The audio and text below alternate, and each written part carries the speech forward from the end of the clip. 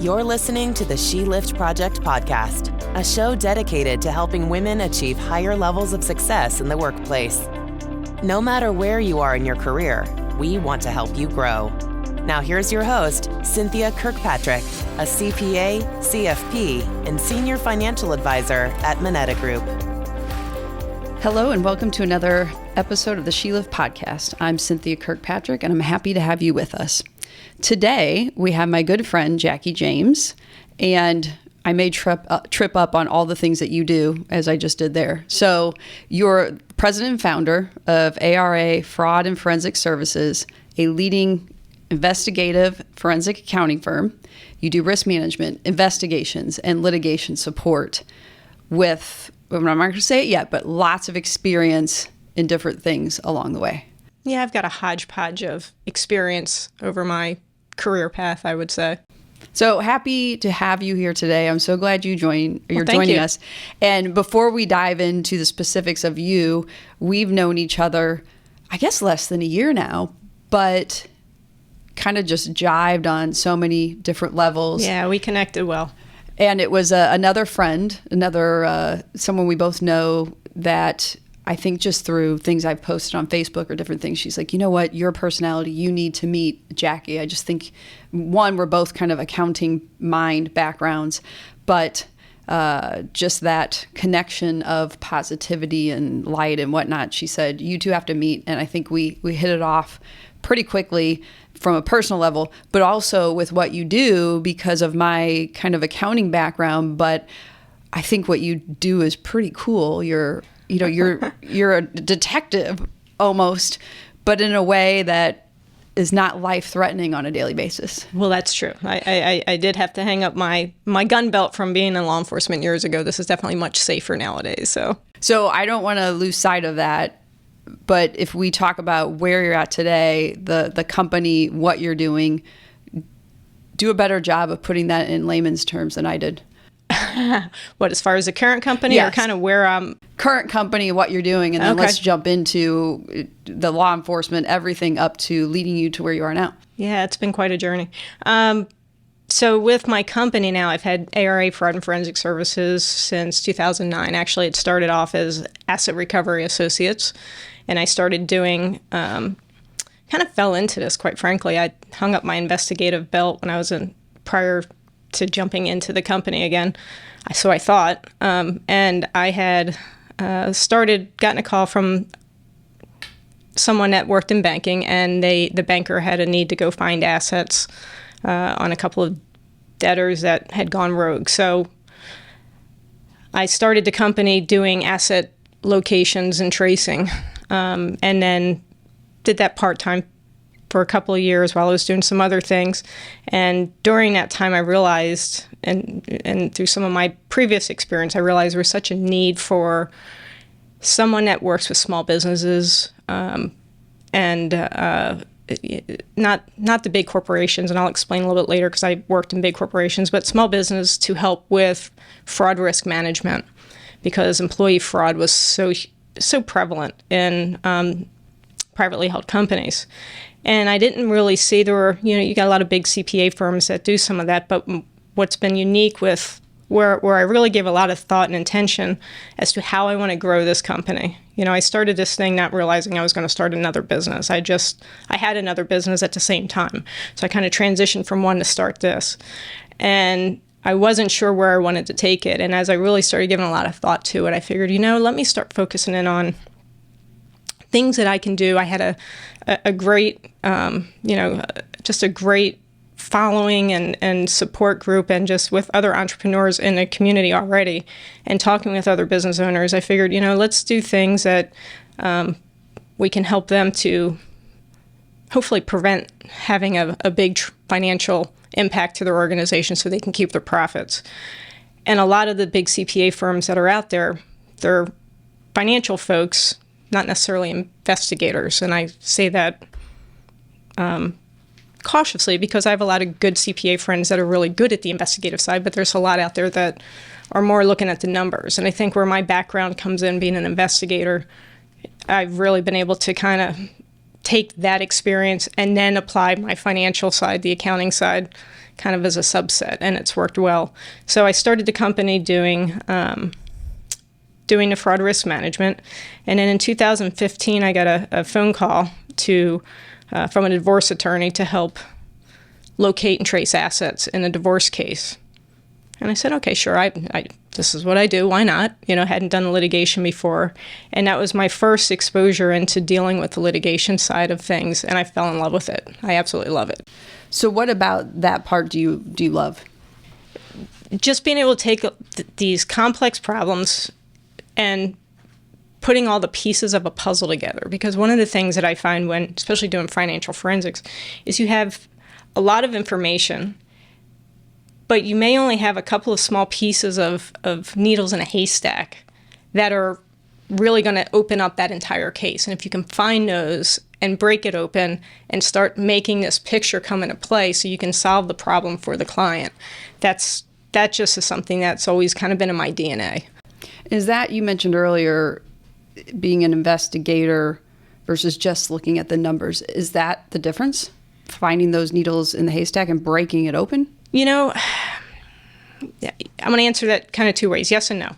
So for me, I think having the investigative side, because I grew up as an investigator, coming out of that whole law enforcement, corporate investigation side of the business, and then went and got my master's in accounting, finance, and my certified fraud examiner credentialing, and I taught at Webster, taught master's level accounting for Webster University. So quite frankly, that was a great experience to really help to understand the accounting side and then to merge the two together. So I think with someone that's on the financial side of things doing forensic accounting, you almost have to have a very inquisitive mindset. Your mind has to really look at all things, a 360-degree angle. And I find sometimes that, if I think just came up on the accounting side, I don't know that I would have had that same level of experience. Now, maybe just, again, innately who I am, I probably would look at things a little bit more deeply. But I find, having to do investigations and having done them for over 30 years at this point, I just know what questions to ask. I know how to dig for additional information. I know how to assess if I think somebody's being truthful or not, so it's just, I've been able to pull all of those experiences over the years and really apply it to what I do today. And I try to go and find the things that are not there, that are not seen, so that at the end of the day, I want to bring value to my clients. And sometimes the numbers doesn't support what the clients say. And that's definitely, there's been times when that's happened too, but that's what I really love about the litigation piece.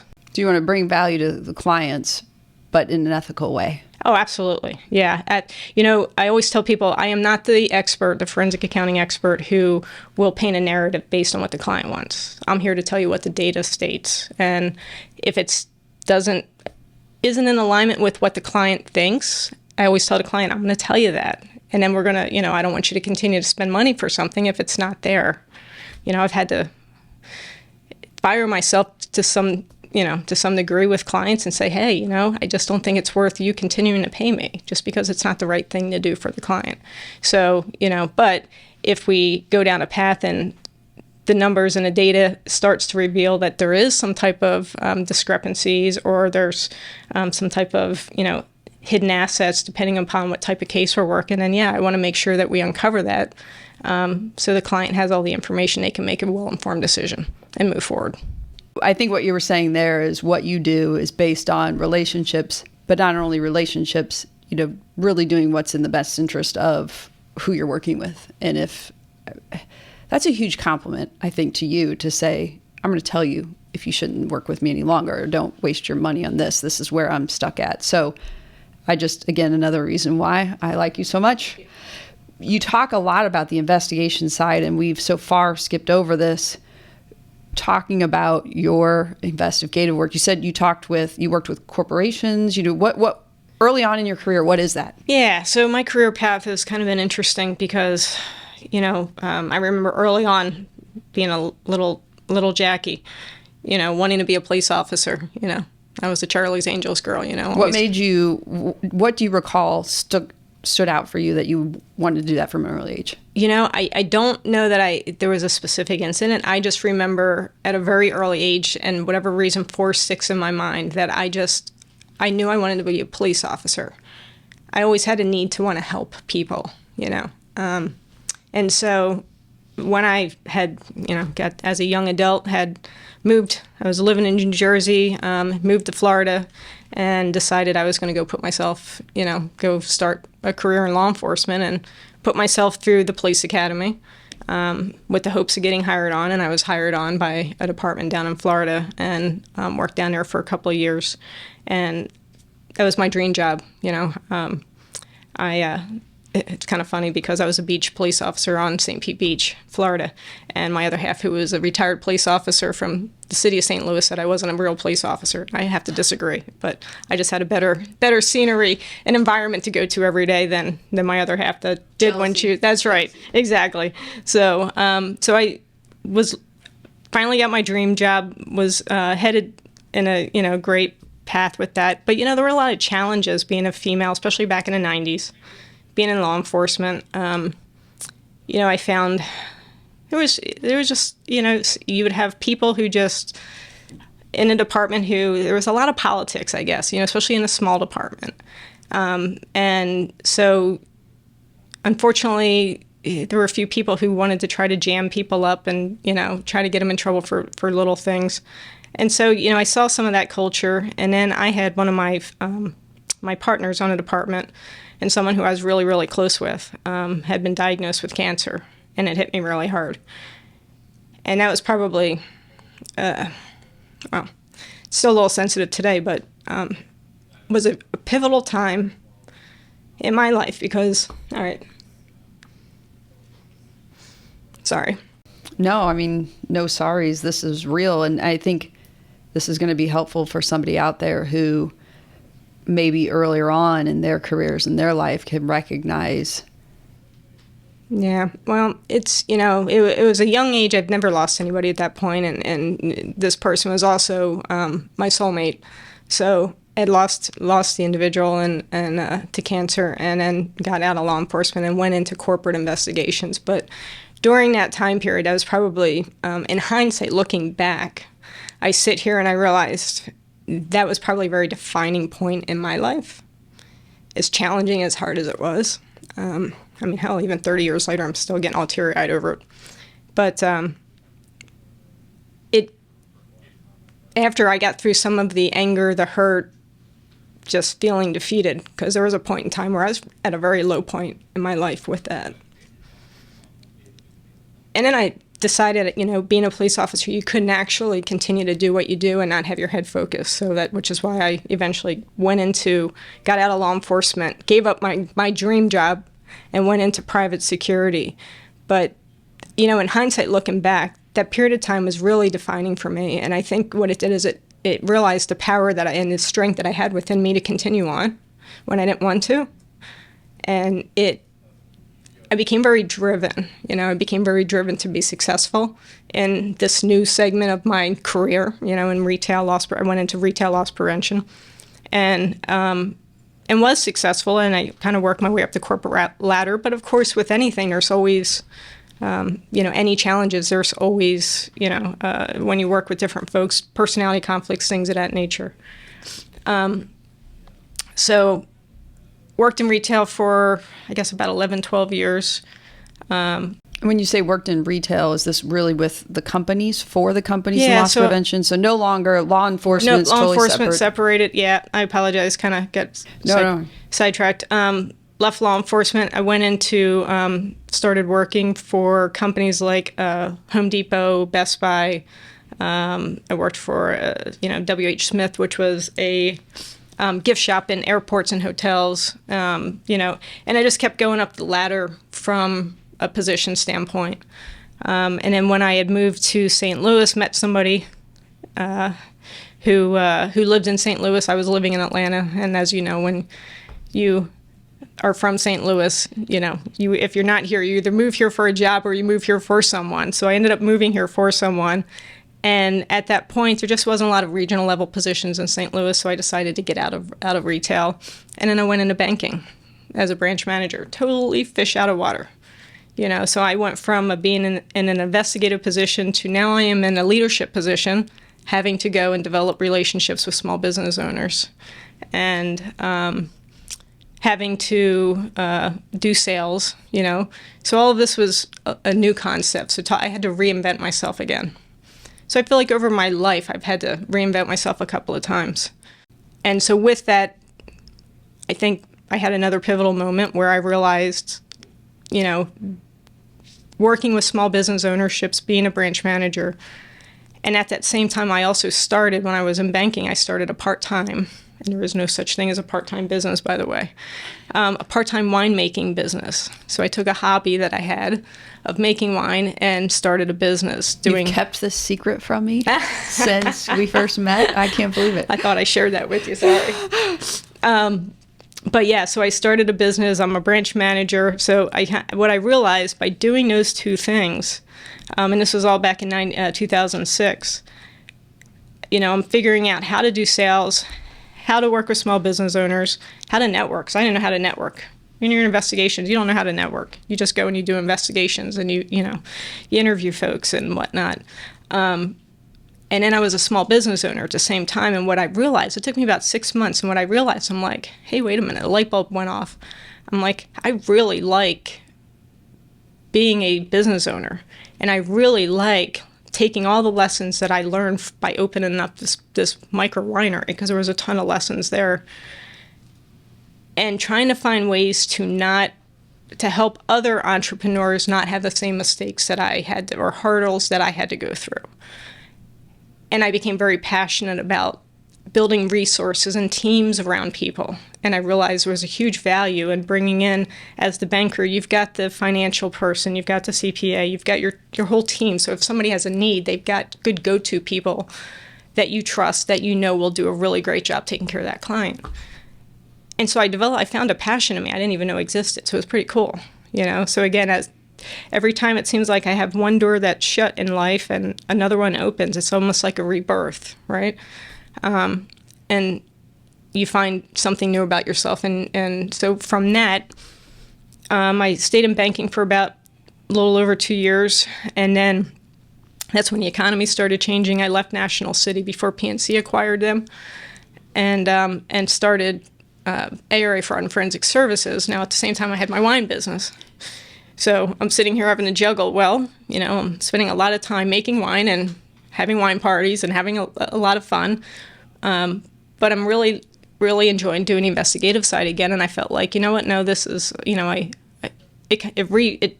universe put that back in front of me for a reason. And I just felt like this was my path. And so I decided to close the wine business and, see where ARA would take me. And here we are, 22, almost 23, and it's been a great ride. Well, it sounds like and I was really long-winded, so I apologize. No, this is great because I didn't know about the wine business, and you mentioned here that, now I know your expertise, you mentioned that a lot of lessons from the wine business. Dive into that a little bit more, because it sounds like a lot of lessons there that you've then, as different business owner and helping other business owners, that you were able to bring over in those areas. Well, and I think that's where, so going back to that time period, what I realized was I'm new to St. Louis. I'd moved here in 2004. And although I didn't go to high school here, for some reason, I've been able to break into the St. Louis clique. So I feel very fortunate with that, because people never treated me as an outsider. But I still didn't have the team of folks and the resources around me as a business owner that I learned quickly on trying to get this wine business open and started, that I needed. The attorneys, the CPAs, the insurance folks, just the different key advisors. And so I did figure it out on my own, because that's just who I am. I'm always going to keep moving forward. But in hindsight, it would have been a lot easier had I had the support structure around me. And so that was one of the big lessons that I learned, and I took that lesson and applied it in my banking role, as a quarterback. And the way I look at it as a quarterback for my clients, I want to make sure that they have the right resources around them so they don't have to go through the same challenges and try to figure it out the hard way like I did. So, I'd always ask a lot of questions. I went into any banking engagement asking more questions, not necessarily around banking, but tell me about your business. What are your challenges? What's this? Do you have this resource? Do you have that resource over here? And I think most of the conversations I had with my clients back then were not necessarily banking related, which has been nice because fast forward to 2023 almost, I have a lot of those same banking clients that are now good friends. So it's really, in hindsight, when I look back, it's been really cool how it's all transpired. We'll keep going with your story, but before we do, in case there are any business owners that are listening, you mentioned a few of those advisors. If you could, somebody's starting a business and they say, who do I need to have on tap early on? You mentioned attorney, CPA, insurance people. Can you dive? Yeah, so definitely have a banker. There's a difference between, I always ask people, who's your banker? And if they say U.S. Bank, I'm like, okay, you don't have a banker. You need a banker, not a bank.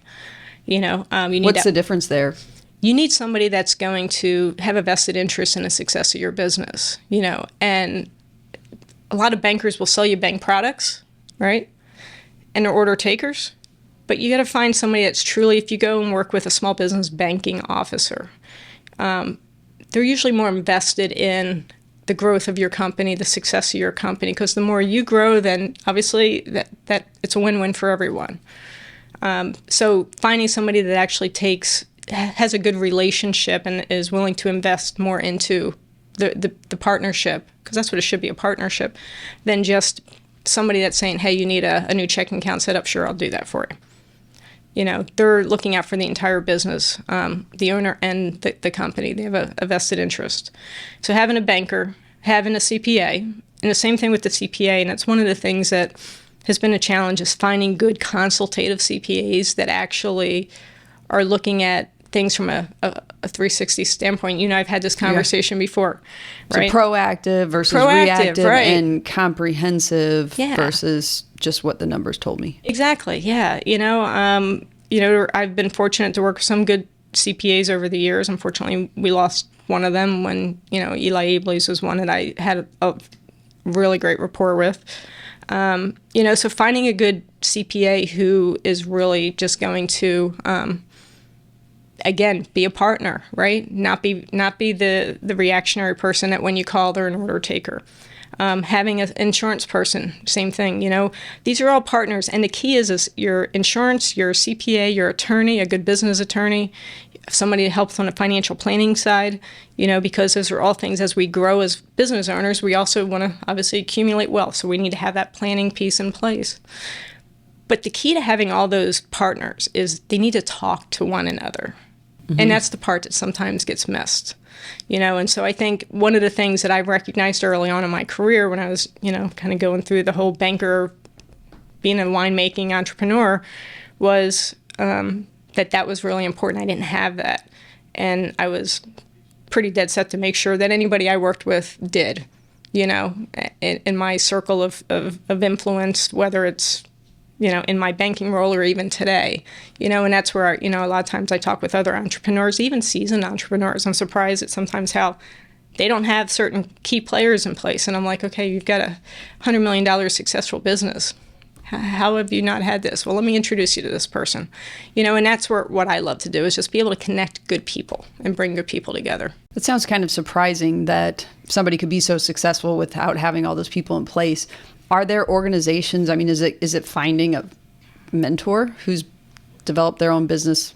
Are there organizations, nonprofits that will help small businesses? How do they There are, I'm sure. Honestly, I've been, I think, so far out of that piece of it. I was very much ingrained in it when I was in banking. There were a lot of different networking groups and, mastermind groups and things of that nature, and I'm sure there still are today.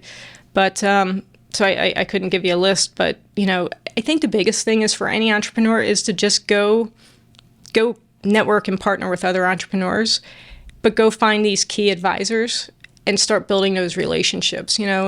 Sometimes as an entrepreneur, we get so focused and busy focusing in on our business, we forget to work on our business, and so sometimes it's pulling us out and making time. I've run into that just recently because my business has grown so much during COVID, which if anybody were to say that, I'd have 3 of my best years ever during a world pandemic, I would have thought they were crazy.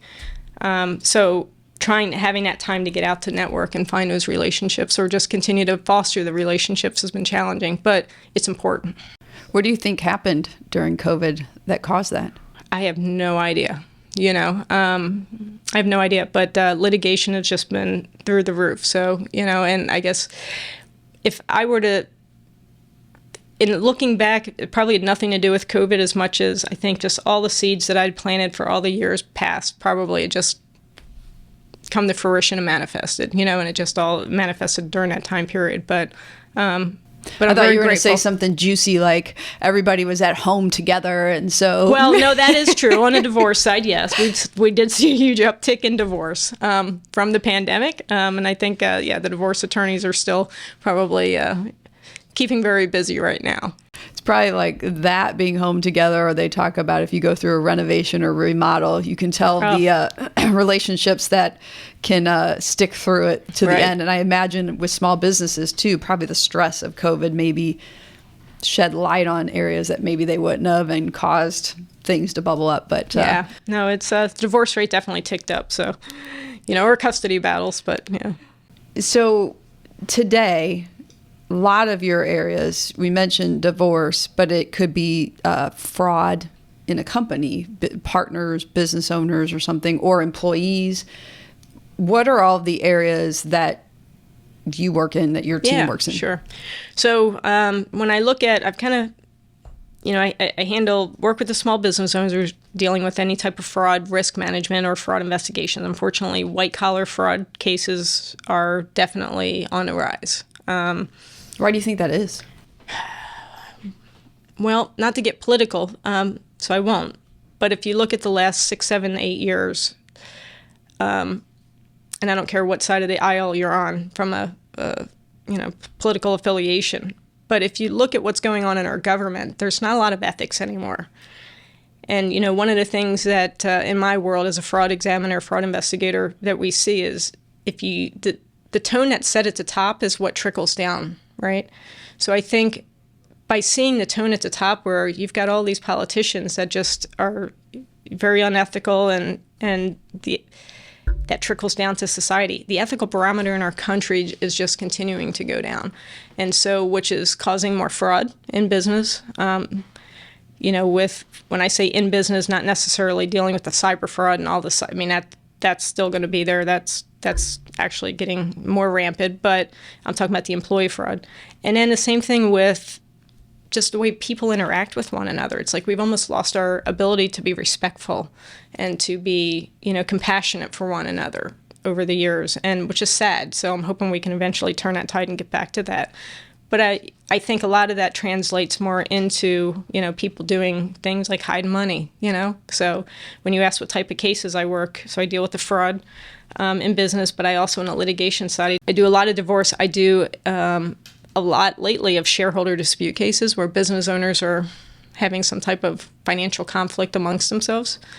And then I also do a ton of estate litigation. So where you've got the trustee in an estate case who may have their hand in a cookie jar, so to speak, or I just recently, which was refreshing, I had a trustee hire me and say, hey, I've got a family member who thinks I'm stealing. I want you to go and just show that I'm not, which was refreshing, So, and then you've got civil fraud, and just some other civil litigation cases where there's some financial element. So those are probably, I'd say, the estate, the shareholder disputes, divorce are probably the 3 biggest pieces that I do on a litigation side. So you talk pretty passionately about a lot of those things that you do and helping people. When you think back to some of the cases and the different things you've had, what are some that really stick out to you that you look back on fondly, or, yeah, we did the right thing? Yeah, so, man, there's a lot of cases. Kind of hard to pick 1 or 2 here. So one of the more recent cases, actually, I just did was a fraud case. And it seems, for whatever reason, I've had several nonprofit fraud cases this year, which is really sad because you're working with these nonprofit organizations that are out to, do good, They have a mission. That's their focus. But the downside with that is they're so mission-driven, they forget to do some of the things that they need to do to keep themselves financially protected. Is that what you think lends them to be open to fraud? I do. I sat on a board for Gateway 180 as a treasurer for several years ago, and which they're a homeless shelter in a city. And I saw, it was a great experience because I saw just, trying to wrangle people together to say, hey, yes, we this is great, we need to do this, but we also need to make sure we're kind of putting a couple of controls in place over here just so that we're not putting ourselves in a situation where we're going to have exposure or a loss. And so, it's just an interesting mindset. So, yeah, I think, their focus is, this one agency was on, they're here in Missouri, they're outside of St. Louis, but they had disabled individuals with Down syndrome that would come in and do work for companies. And the general manager of the organization had actually embezzled a bunch of money over a very short period of time. And I say short, for me it was about 3 years. Most of my cases that I work tend to go on for about 10 to 20 years. So luckily the damage was only $388,000, which is still a lot. In 3 years. Especially for a nonprofit. Especially for a nonprofit when their budget's less than $1 million, yeah. And this nonprofit almost shut their doors. And so through the resiliency of the board members who did a phenomenal job doing everything they could to keep it going, and we had put together the pieces of the puzzle on the back end from the fraud side. I mean, luckily that's in prosecution now. But, I think that's one where, working with good people like that, that's...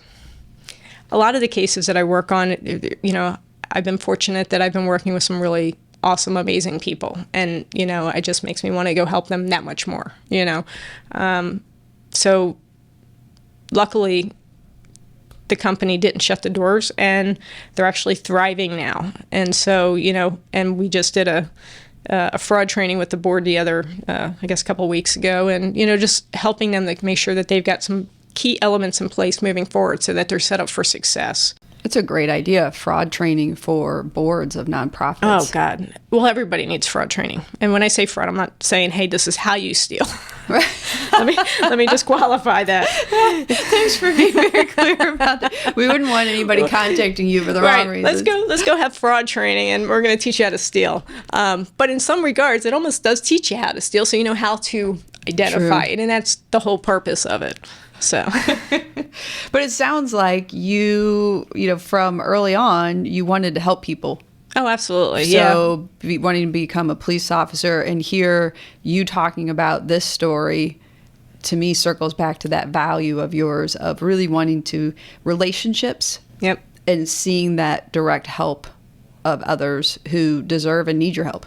Absolutely. Yeah. No, it's, when I look back, that's just, something that is important to me. I want to be able to hopefully leave this world a better place than where I found it, or where I came into it from. And every day it's always striving to better ourselves however we can so that we can then pay that forward. That's kind of how I look at it. How can I grow and learn and develop? And then how can I then take that knowledge and that I just learned and share it with others so that they don't have to go through some of the same heartaches, So we talked about businesses working with you, but if I'm sitting out here listening to your story, who would call you? Who would work with you? So a lot of times I work with obviously the business owners, but in litigation, I, uniquely, I've had, and I say unique because in talking with colleagues, seems like mostly attorneys will hire them on their litigation cases, and I have that as well. So I work with quite a few attorneys in town that, and very good attorneys by that. But I find a lot of times that the actual person going through that litigation will call me. Sometimes either, before they even hire their attorney, they think they need a forensic accounting expert. So, consumers, attorneys, small business owners, that's usually kind of the group of folks that I tend to work with. Could be spouses going through a divorce too. So when we think about people, yes, it might be a CEO or CFO at a company, but it could also be that individual who might be going through a divorce. True. Yeah. Right. Usually the CFO doesn't call me if on a fraud case, because usually they're the ones, hate to say that, but usually it's the business owner. But no, yes, it would be, if somebody's going through divorce, usually what I say, the person going through litigation, whether it's divorce, estate issue, shareholder dispute, a lot of times they think, well, I need a forensic accounting. So they'll find me, or somebody will refer them to me, and I usually end up talking with them, sometimes in some cases before they ever hire the attorney. So, talking about divorce cases and people, I'm married, been married 20 years, don't think I would know how to, or figure out how do you even hide assets. So is there a case that sticks out that is interesting and we could learn from? Well, I had a individual who had hired me, thought that the husband was living an alternate life. And we started finding, first off, we found a lot of what we call dissipation, meaning they were using marital funds to go pay for their habits. Whether it's unfortunately, I see a lot of times people use marital funds to go have a pornography issue or gambling issue or whatever. In this case, this person had a mistress on the side, had started establishing another family on the side, and so the money was being spent, dissipation for this other family. So, but there wasn't a ton of it coming out of the accounts. It was very little. But there was certain, I'm trying to recall because it's been several years on this one. There was something that caught my eye, and I don't recall specifically what it was, that led me to, and it might have been an account, a transfer, that led me to question whether there was any money going to someplace else that we didn't see. And so we had the attorney send out a subpoena for records for this other account to get more information on it, and found out that was an account with this, this individual had. And then when we got in those records, we saw all the spending for the other lifestyle that this person had with this other person, and a stepdaughter and things of that nature. So, sometimes, as I said, it's, people can hide assets. Usually they're not as smart about it because they think you'll have one party, one spouse that's in control of the finances and the other one's kind of hands off, is what I've experienced. And usually it's the female who is hands off, so they don't know what's going on. And not in all cases, but most of the time. And so if you have that, then usually you'll see the spouse, thinking, well, my wife's not looking at the finances anyway, so I can go do these things.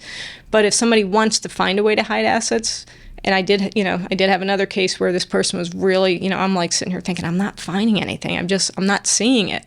And then all of a sudden, again, a little breadcrumb popped up, and I'm like, got it right there, and we were able to go and explore that breadcrumb and get more information. And that led us to a whole nother realm of financial information that showed that this person had opened up all these other accounts and had money hidden here and here and here. So, yeah, it's really taking a micro, what's the word I'm looking for? Looking at it through a microscopic lens to really kind of look at things. But hiding assets in general, and I've seen people that will transfer money left and right out of accounts. They don't disclose that, in a divorce settlement. So they'll sit here and say, "Here's all my accounts," but they do it without really trying to hide it, but they just don't turn over the statements. That's more common, thinking the other party just isn't paying attention. And then every now and then I'll get a case where they're really intentional about trying to hide it. And if somebody wanted to hide assets, they could. It's pretty easy.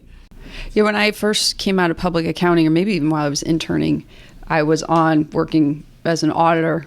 They had brought in an accounting firm to look at the books. And what I heard was, and so maybe you can speak to this, is that it often starts small. Mm-hmm. And then they start to feel comfortable with, nobody's catching on. I can get away with this. And then it gets bigger and bigger. So, and maybe that's where, again, one of the questions, or one thing we talked about was, why can it go on for so long before it's caught? And for those, maybe, it may go on for a long time. You might get something, but most often you're going to get caught somewhere, somehow, right? Generally, at some point, something's going to happen that's going to, where the game's going to be up. Yeah. I don't know that I've ever, of course, heard a story or met anyone where they done something this long and never got caught. At some point the game's going to be up. You will get caught. It may take a while, but at some point, people get comfortable, and that's when it happens. So it seems like there's always some sort of paper or electronic trail that you may make it more difficult to find, but it can still be found. True. And, a lot of that goes back to human behavior, right? Because you said it very well, that when you first have a fraud that occurs, people take a little bit at first, see if they could get away with it. Oh, nobody caught that. They also have to rationalize in their head, doing some of this, especially if they've never done this before. Now, if they've done it before, they're going to go big right out of the gate. That's how I can always tell if I have a fraudster who, when you're working a business fraud, if this person is stolen before or not when I work a case. Because if I start, like I had a case for a realty company, and as soon as the employee got hired on in October and December, she started stealing, and she was stealing large amounts. I'm like, oh, she's done this before. But if somebody starts taking things small and then they do it over a court, they start taking a little bit more as the comfort level gets there, and they rationalize in their head why they're not a bad person and they're entitled to this, then yeah, and it will go on for a long time, but at some point they will get caught. And that's when they bring you in, the expert, to find it. Hopefully before then. True. Right? So hopefully we can nip it in the bud earlier than later. But yes, generally I get the calls after the building's already burning and we have to go put the fires out. In the end, crime doesn't pay, right? I don't know that I can say that. I would like to say that. Unfortunately, I've seen some folks, financial crime. This is the hard part, and this is where it's been hard with what I do, because I feel like I swim upstream when it comes to dealing with these fraud cases.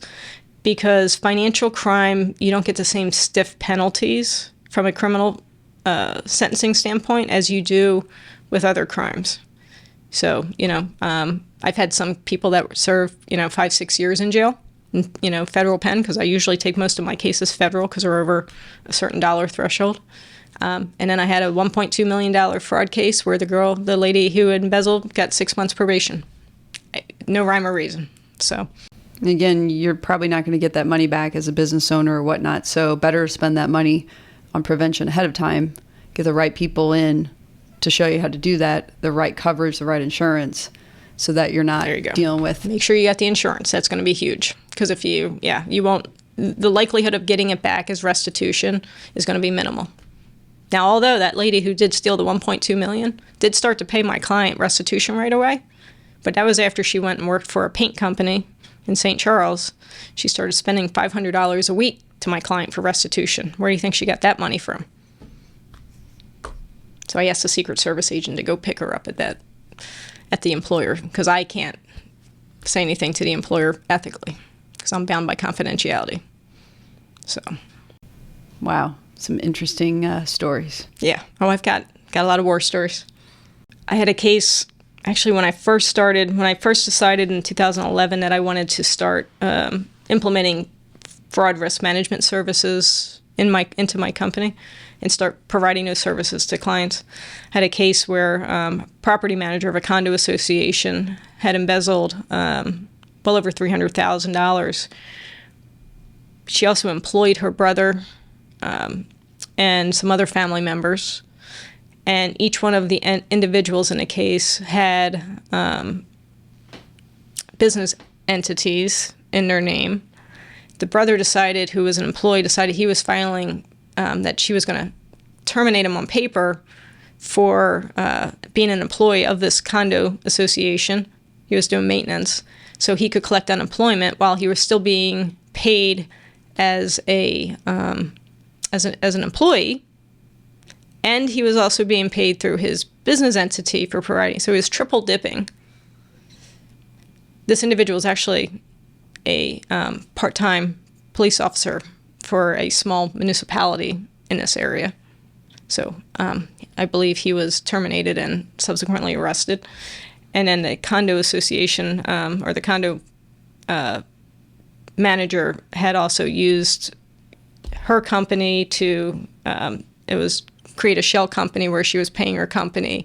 She was also paying herself, paying her personal expenses. I think she used the condo association's funds to rehab her condo unit, and then had paid her boyfriend, and this is the only reason I knew this because I got the QuickBooks file, had paid the boyfriend almost $800,000 between 93 and 2002, because this case went back. This was going on for close to, I'd say, I think 15 years before we got caught in.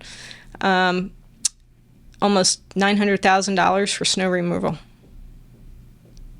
I'm like, I don't think there was that much snow in St. Louis during that time. So she was funneling money to him. So, it's just interesting because there's so many different layers. When you go down one path, you think they're doing one thing, and then it starts spidering out. You see all the different fraud schemes that start coming into play. Fraud often goes 10 to 20 years. How does that happen? A lot of my cases, let me tell you. I've got cases that I've worked out, actually had a case that shared this. Well, let me answer the question and I'll explain this case. So how does it happen? Because people are too busy, business owners are too busy running the business and not taking a few minutes to inspect some of the things that they need to. One of the things I always try to give business owners, get them to think about is just take 15 minutes a week. That's all I want you to do. 15 minutes a week. Go look at your payroll ledger.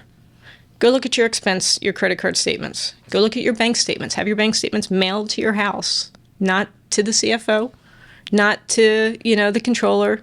Have it mailed to your house. Get the check images on your bank statements so that you can see them easily versus having to go and click each individual check online, right? And just do a quick look, inspection. Make sure that you're not seeing any employees on your payroll that shouldn't be there. Make sure you're not seeing a bunch of checks made out to Jacque James if I'm the controller when I shouldn't have all these, $100,000 checks made out to Jacque James. That's how you catch that. And if somebody sees, the employees see that you're actually looking at this, it creates a perception of control, which doesn't cost money to hire anybody like me. It's amazing how I try to talk people out of hiring me. I'm like, just do some things that don't cost you any money. You don't need to hire me, or hire someone like me. But go do those little inspections. And if they did that, then it wouldn't take 20 years, okay? Problem is as business owners, we get focused. We don't think about fraud. Most people trust the employees in the organization, Especially if you're the person that hired them, right? You want to think that you made a good decision. Right. I wonder if that plays into it somewhat too. Absolutely, it does. And, and that's where, I always tell clients, I said, part of my job is also to play psychologist to a degree, trying to, I have to talk sometimes people off a ledge as to why this person just violated their trust when they realize that the most trusted person stole from them, and it's hard, and it's really hard. So, so I think there's a lot of factors that go into that. So why it goes on so long. But, just to give you an example, there was a case recently, a couple of years ago that I had worked on where the woman had been there for 20 years, a little over 20 years, and embezzled between $6 to $8 million. I think we stopped at 6, but we were thinking it was higher. The feds only found 2.1 million is what they indicted the individual on. It was a 70-year-old woman. She had been previously indicted for bank fraud in Texas back in '89. And had they done a simple background check, that would have probably caught that. How'd the Fed not find, it seems like such a discrepancy in the numbers. At some point they stopped because I figured they got enough, So, but there were some questionable things that they probably just wanted to go after the easy side instead of really having to continue to work the case longer than they needed to. At that point, I don't know that it would have made a difference if it was 2.1 million versus 6 million from a sentencing standpoint. She was 70 years old. I don't think she got much time. I think it was 3 years. But then on the flip side, if there's restitution, then the client can't go after that. Not to say they'll ever recover it, because more times than not in fraud, you don't recover the full amount unless you have insurance. And I always tell business owners, if you're listening, make sure you've got a crime policy and make sure you've got adequate coverage and it's not 10 or 20,000. Because most of the fraud cases I work are going to be in a 500,000 or higher. And these are, with small companies. So, talking about small companies in the news recently, there's a major, it's we don't know all the details yet. It's not been played out in court, but if I were to say FTX. I would have loved to work that fraud case. Well, that would have been fun. Yeah, I don't think it's over yet. No, I think it'll I'm be sure. on for a while. When you started seeing this play out, what came to mind? It's just one of those things that I think I see so much of it. I don't know that, it's any different than seeing this, the 388,000. It just, people are going to do what people are going to do. If their ethical barometer, if they don't have a strong ethical makeup, they're going to find a way to benefit themselves one way or another.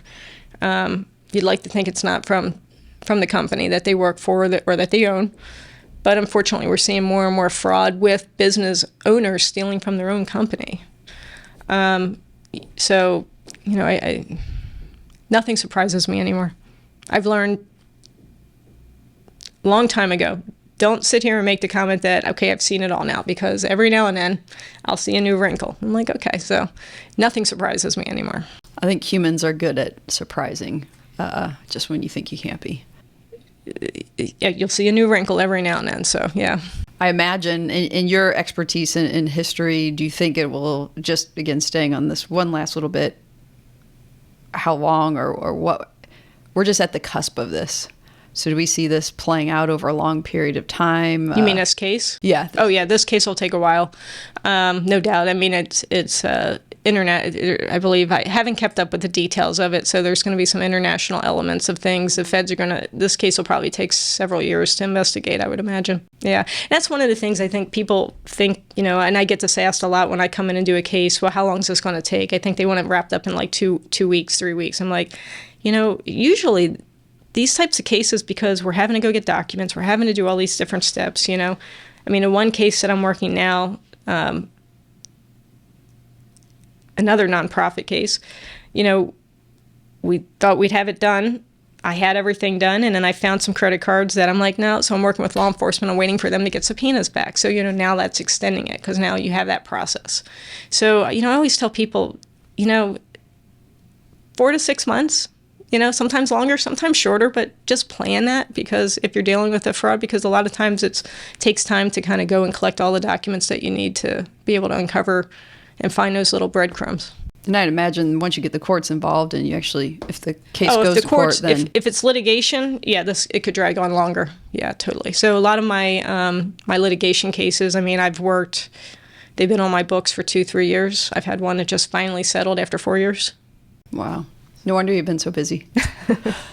More and more keep coming, and you can't rev up all the other ones.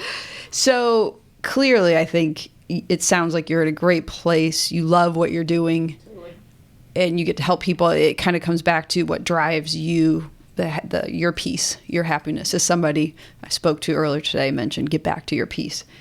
What are some challenges? So to get where you're at today, the sweet spot, what are some of the challenges and things that you've had to overcome along the way to be the Jacque and have the business that you have today?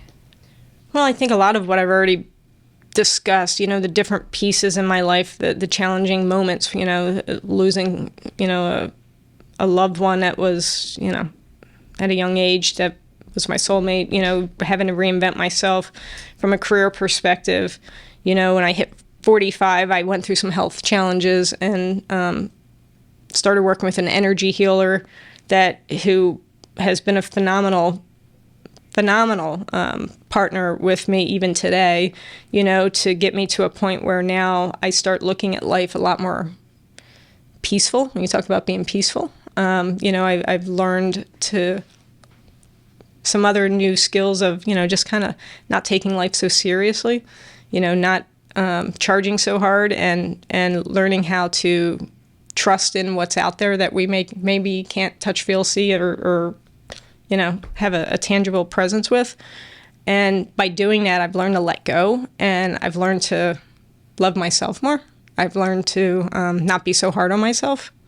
And I've learned to be I've just over these last 8 years, seems like my life has become a lot more peaceful. So it seems like I think we go through different phases in our life. We hit these pivotal moments. And, it's almost like a rebirth. You have a challenging time, that door shuts, you have a rebirth. You have a new door that opens, and, you learn new things. And then you have something in that time period that, may impact you in a positive or negative way. And from that, we grow even more. So I think it's just that continuing evolution of growth and personal growth. And, what I've learned is the more I can. So in my early years, I was always trying to take care of everybody else. I didn't know how to take care of me. I think that's the feminine piece in us, right? Mm-hmm. The mothering nurture in us. We want to go and take care of everybody else. That's what society teaches us.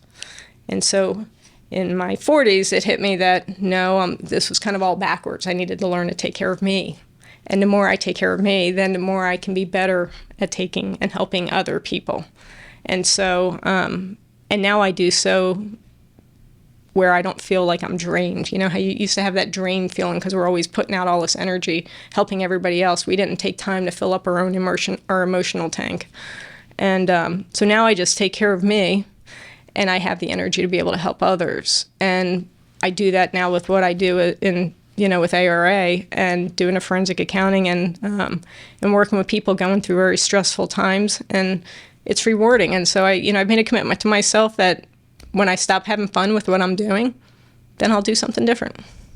So what's the light switch, or did anything change for you? Because I agree. I think that taking care of yourself is very hard to do, whether it's personally what society tells you to do as a woman, take care of others, don't ask for help, yada, yada.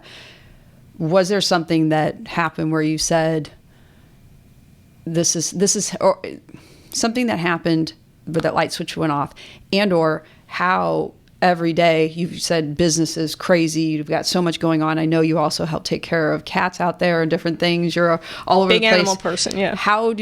What are some of the tips, the tools that you have in place to remind yourself and to take care of yourself? And sometimes I forget because I'm human, right? I'll let the human side of me come in. But, for the most part, I think I recognize when I start to go down that old pattern. And I tell myself, here's what I learned. At 45, when I went through that whole transition process and, the health issues and working with my friend Catherine Millman, who was amazing, I learned that I didn't have to hold the same old patterns that I was taught growing up. So I had to rewire my brain. I had to rewire my thinking, that I don't have to feel guilt if I don't do this. I just give myself permission to do this, and I don't feel, so it's just a different way of looking at it. So one of the things that, and this may be just because of who I am innately, and, I've always been of the mindset when I learn something, I shift quickly. So I think when I find myself going down that path of going into an old pattern, I'm like, oh, wait, I kind of kick myself. I'm like, Jack, what the heck are you doing? No, wait, let's go over here. This is where I want to be. And I just shift mentally, and I shift my energy. And then I just get myself back in where I want to be. And then I start focusing on the things that bring fulfillment to me. And you mentioned like taking care of the cats. I'm a big cat person. I'm a big animal person. So I love doing things to help and take care of those that's what fulfills me. So I go get my fix from my fur critters. And then I have, I do other things that I enjoy for me. And then I have plenty then to be able to provide to others in my that I'm working with, or in my circle, or people that I can help influence and hopefully in a positive way.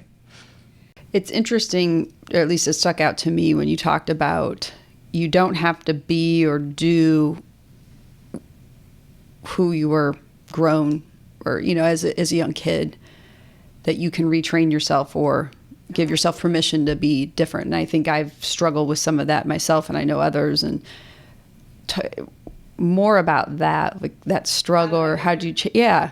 Honestly, so one of the things growing up, just as an example, my mom and stepdad, we kind of robbed Peter to pay Paul. So financially, lack was always a big issue. So I'm just using this as an example. So I kind of always grew up, I was on that mission as a young adult that I wasn't going to be, as hell-bent. I'm not going to live that same lifestyle that I grew up in. And I pushed hard to try to make sure that I would make, had a good living and make, good money. But in hindsight, looking back, I forced everything in life, right? So I forced the jobs, I forced things, and then I had challenges. When you force things in life, you have challenges instead of letting it come to you naturally.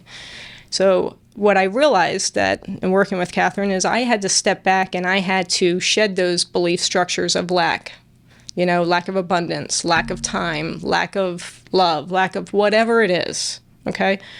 And I actually created index cards for myself. So every morning when I'm getting dressed, I create index cards with positive affirmations, and I started rewiring my brain. So that's what worked for me. Some people will do other things. They put vision boards up, whatever works for people, as they say, do that. So I would rewire my brain and start focusing on saying things, even how I spoke. My other half was great when I started going down this process because I would get corrected and say, if I said, well,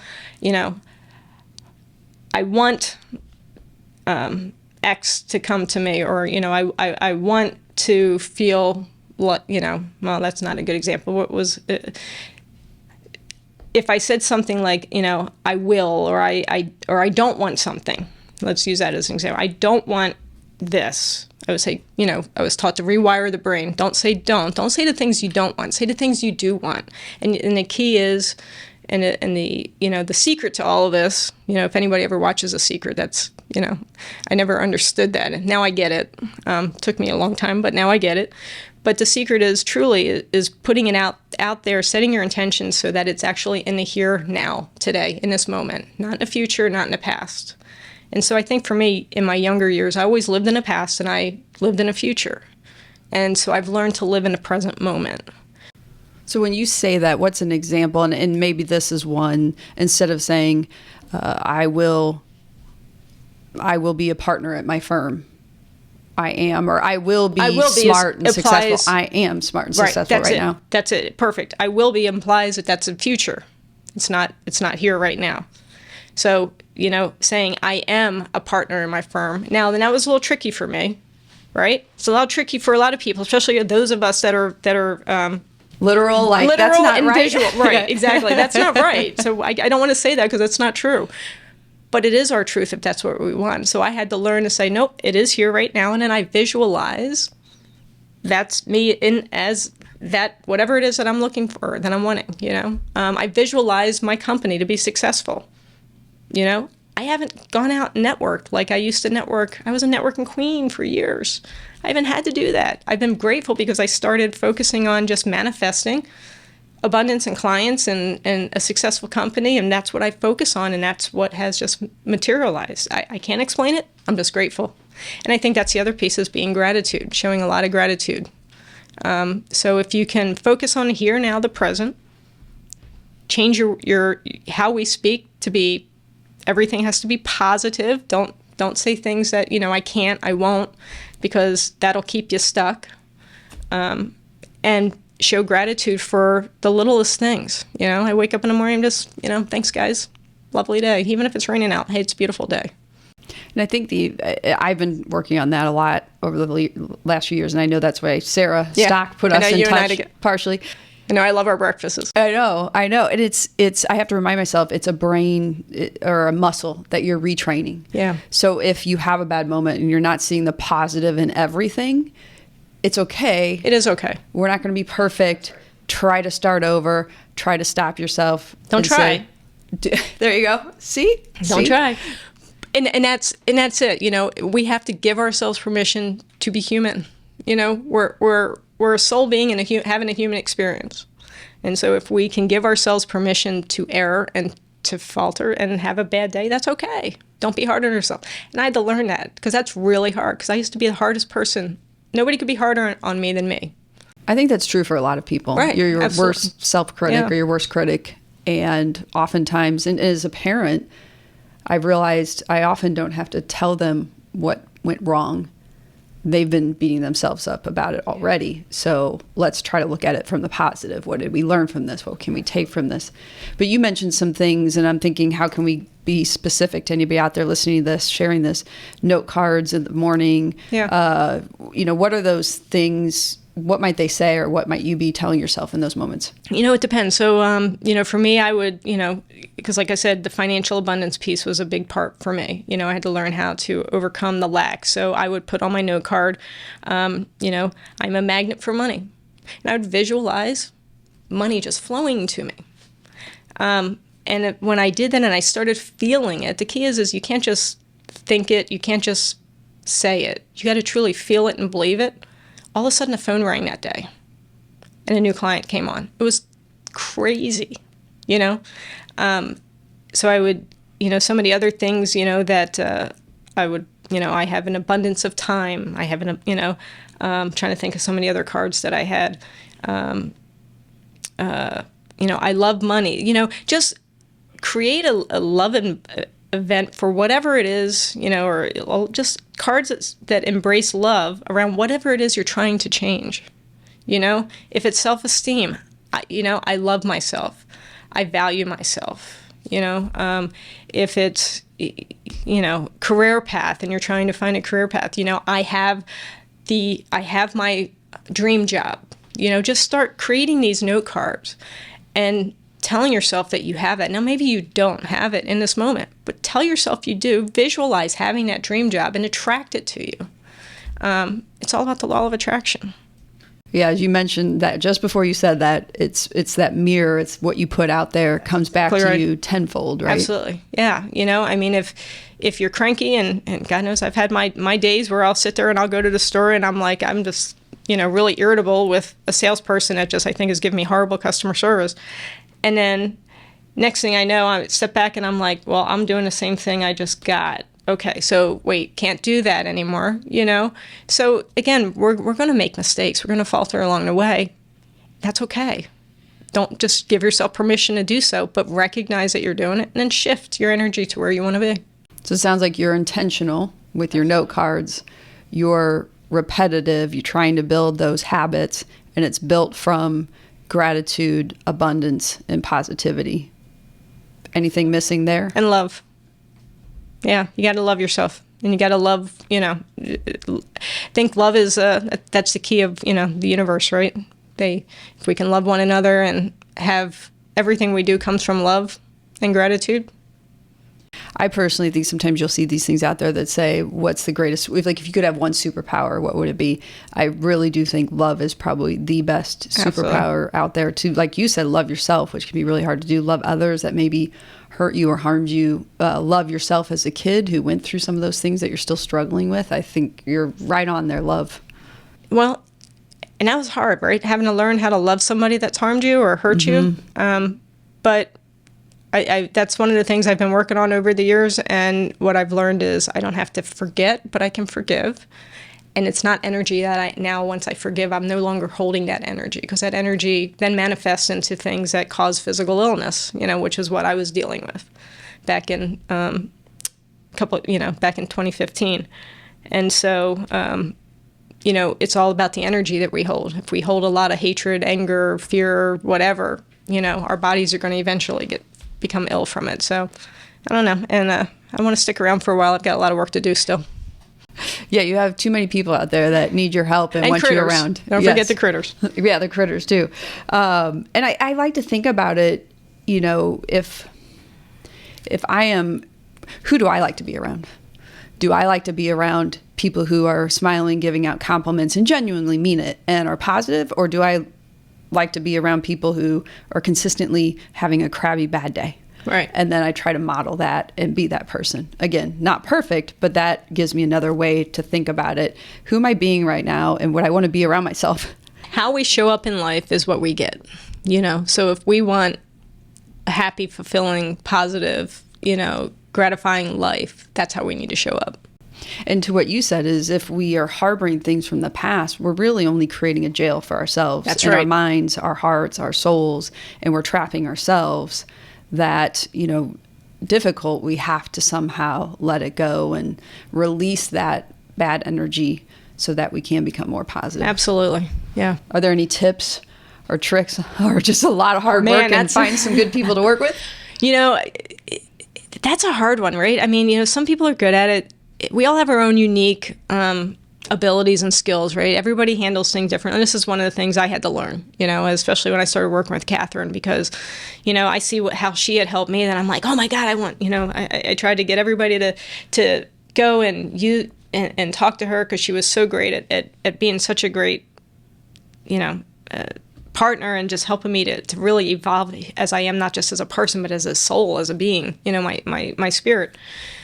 And, what I realized is not everybody's ready for a Catherine. So I had to realize I had to step back and meet people where they're at. So, we all have our own path. And so whatever that path is, what I would tell people is go, if it's, you're ready to go jump in and do some hard work, go find somebody like a Catherine Millman, or somebody who can help you to start looking at things and grow in a way that would be different than, going to see just a counselor per se. Because she's also, Catherine is just to qualify this a little bit more, she's not just a energy worker, she's a medium psychic. So she's really been pivotal, and she does a ton of energy work. But go find somebody that can help you to get there. Go, talk to what's been interesting, the biggest thing that's blown my mind is, as I started down that spiritual path and learning to kind of rewire who Jackie was for the first 45 plus years, and developed a new version of me, I started talking to other business owners cautiously, or other business partners cautiously. And I was amazed at how many people are actually starting to be more open to this whole spiritual path. And so I found myself building a community. So find that community. Whatever it is you need, just go find it, Take the step. If you don't know where to go, just take a step forward. The universe will provide. You just have to trust and have faith that it will. May not think it will, but it will. So, just go reach out, and it seems to come to you. Everything comes the way it's supposed to. That's what I've learned. I don't try to create and force things like I did in my first half of my career. I just step back and I let whatever be. Well, and that's almost a tip for others out there. I mean, I think you had a lot of good things along the way. First, maybe summarizing some of the things you said that you had to go through, maybe, and add color to give tips to others. Rebirth, reinventing yourself, reminding that if a door shuts, one opens. Yeah, absolutely. It always does. Which that whole, I guess that's really, to me, don't give up. As you just said, just one step. Take that one step. Look for it, work hard. But along those lines, you also mentioned that you've had to get outside your comfort zone. I've lived outside my comfort zone for a long time. Yeah. Yeah. It's interesting. Can I tell a quick story? I don't know where we're at in time. So when I was a young loss prevention manager, I wanted to get promoted to a district loss prevention manager. And this is one of the things I tried to force in life, right? You try to, you have this idea of what you want, so you go for it. Okay. I had a district loss prevention manager from another market come up, and we were doing a new district opening. And he had spent that week with me, and he sat me down. He said, "Jackie, I want to talk to you." So he sat me down and kind of gave me a mentoring talk that I took to heart. Actually, I was beating myself up, after that talk. And the one thing that he said, and I'll never forget this to this day, he says, "I know you want to become a district loss prevention manager, but enjoy the journey. Instead of trying to get to the end result, enjoy the journey along the way."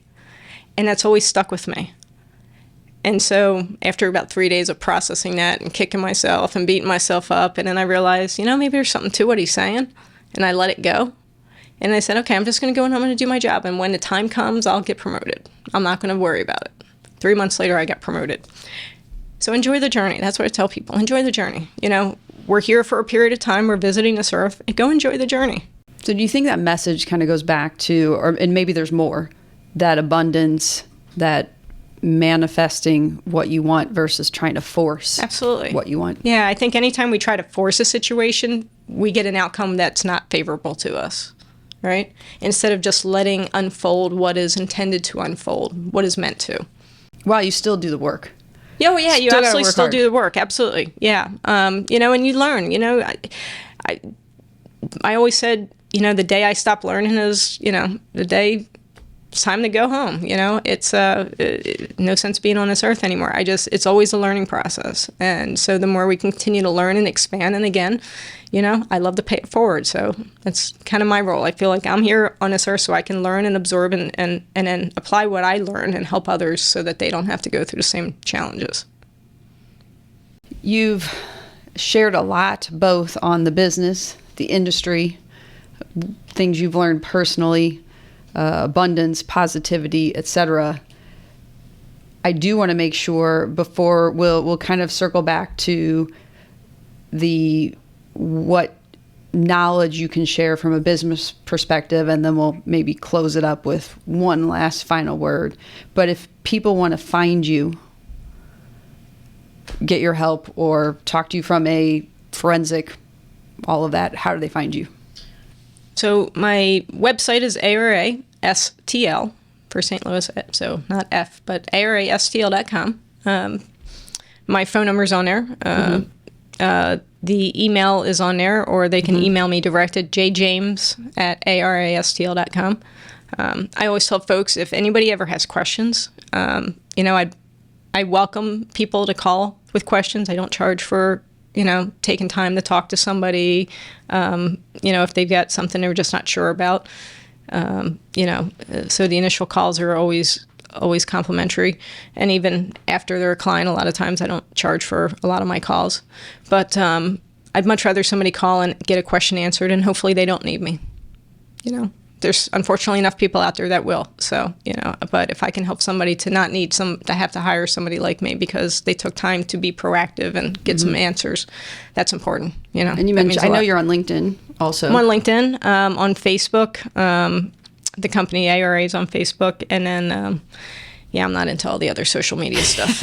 Maybe I'm aging myself. Oh, well, you could throw me right there in that basket. But you also talked a lot about, you know, how you can set people up boards, nonprofit boards for fraud prevention fraud training. Yep. You know, I'm sure, and you said also other businesses. Yeah. So not only somebody comes to you, you're on a case, but they could also have you come in to teach their people how to prevent it, stop it, see it, whatever. So what are those additional things that they can? Yeah. So I mean, obviously doing any type of training, I love training. Matter of fact, I started doing a little bit more of that, and my goal is now that COVID's over with to get back out and start, you know, hopefully doing more live speaking events. I also do a ton of public speaking events, and where I can go in and do training around fraud or whatever the topic is, you know. So companies can hopefully mitigate some of that. But doing fraud training for managers, employees, doing fraud risk assessments, you know, if you're a business, to kind of do it. In other words, it's a checkup for fraud to make sure you don't have fraud, or if you're not sure. And by the way, that is very different than a CPA level audit, financial statement audit, as you know. You know, and I think most businesses think that a financial statement audit is going to find fraud, and the likelihood of that is going to be very minimal. And the CPAs will even tell you that, or the auditors will tell you that in the attestation letters. So doing the trainings, you know, doing the fraud risk assessment audits, doing the fraud investigations. Obviously, if anybody's going through a divorce, and there's any types of, you know, potential high risk of assets being dissipated, you know, or money being hidden, I specialize in asset tracing. That's what I love to do, is kind of find those breadcrumbs, you know, that nobody wants you to find. And, you know, or if somebody has any type of estate issue. But litigation support or fraud risk management and training, public speaking, I guess that pretty much covers, I think, a lot of what I do. And I've got a team of folks now, so, you know, had to grow over the last couple of years, which is good, so. And it sounds like you're certainly trying to, like you mentioned a couple of times, work on the proactiveness. I think of like doctors, right? Instead of the symptoms, let's work at what's actually going on there. And so that would be great, I'm sure, for a lot of companies and people to bring you in on that. Probably a lot easier to work on that and less expensive than That's it to right there. work Less on- expensive. It's everybody listening out there, it is less expensive to be proactive than to be reactionary. and probably less headaches Yes. and fewer headaches and things, and that whole psychological side of what you said. So we know what you can do for us, where to find you.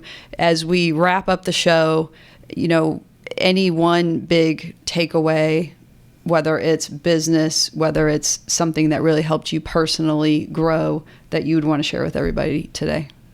Just go love one another. Go love yourself, and go, what I would say is go find your peace, whatever that peace is for you, because that translates into everything we do. If we're happy and peaceful and we don't have to hold that energy of stress and anger and fear and anxiety and whatever else that we've held for however many years, and we can learn to just shed that and be peaceful, that translates and it has a ripple effect in our world.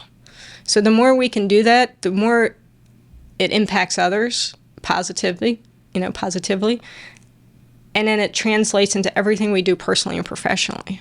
I think don't be afraid to do it your way. Whatever that positive Right, way whatever is, be works you. for you. Absolutely. And Yeah, don't try to be emanate that. Absolutely. Yeah. Yeah, because you and I could have two different ways of doing things, and that's okay. It's good. Yeah. We shouldn't all be the same. It'd be pretty Right. boring. Yeah, it would be, right? What was it? Star Trek was like the Borg. Everybody did the same thing. No, that's why, the universe created us all uniquely. So go find what works for you, but just go find your peace. That's what I would say.